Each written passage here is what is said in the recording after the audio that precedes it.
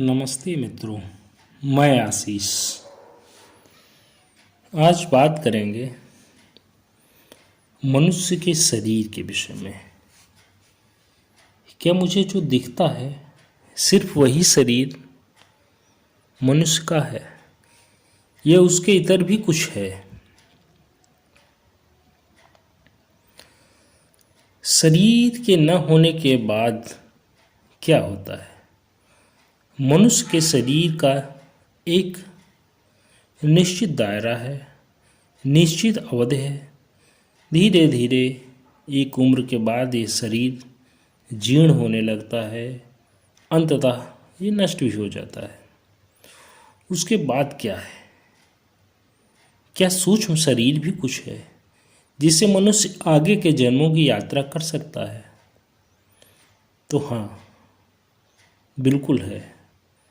क्योंकि मनुष्य का जो शरीर है वो भौतिक तत्वों से बना हुआ है और मनुष्य के अंदर, शरीर के अंदर जो विद्यमान है सूक्ष्म शरीर, जिसे आगे की यात्राएं की जा सकती हैं।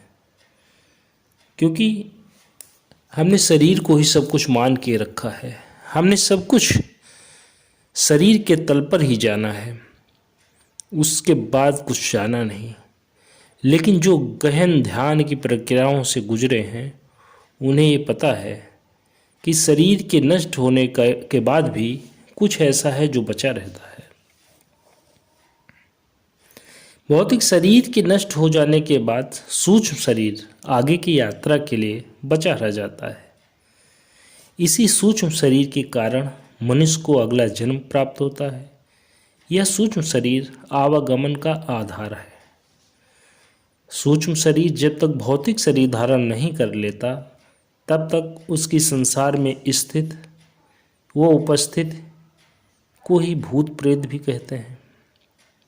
वो अपने कर्मों के हिसाब से चित्त पे जो विकार मौजूद हैं उनके आधार पे वो कुछ समय के लिए भटकता भी रहता है। जब तक पाप, इच्छाएं, ममता, वासनाएं आदि विकारों की परत चित्त पर रहती है तब तक इस संसार में आवागमन बना रहता है। और ऐसा नहीं है कि सिर्फ धरती ही एकमात्र स्थान है जहाँ आवागमन है। सूक्ष्म शरीर की यात्रा अनंत है और दूसरे ग्रहों पर भी किसी न किसी स्वरूप में आत्मा उपस्थित होती रहती है। भौतिक शरीर का एक सीमित दायरा है, पर सूक्ष्म शरीर का कोई दायरा नहीं है। वो अनंत की यात्रा मिनटों में कर सकता है, परंतु मनुष्य बंधा है वासनाओं से। जिस दिन वासनाएं छूट गई, मनुष्य का चित्त शुद्ध हो गया, वह इस दिन प्रकृति में हो जाता है विलीन। इसी के लिए ध्यान की विधियां हैं, योग की धारणाएं हैं और व्यक्ति को माया, ममता, मोह से दूर रहने के लिए बड़े उपदेशक, बड़े विचारक बात करते हैं। मनुष्य को सब कुछ करते हुए भी कुछ न करने का अभाव अगर बना रहे, अगर उसे विचार बना रहे, अगर उसे ये ख्याल बना रहे कि मैं सबसे विरक्त हूँ, मेरी उपस्थिति, मेरा अस्तित्व बिल्कुल अलग है, मैं इससे छूता नहीं हूँ, तो निश्चित है वो मुक्ति के मार्ग पे है। उसे मुक्त होने के लिए कोई बंधन नहीं बचा।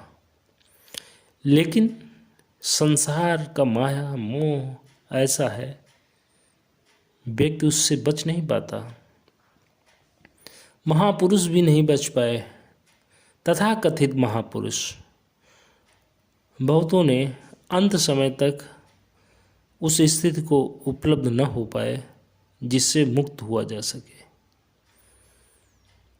मुक्ति के लिए आवश्यक है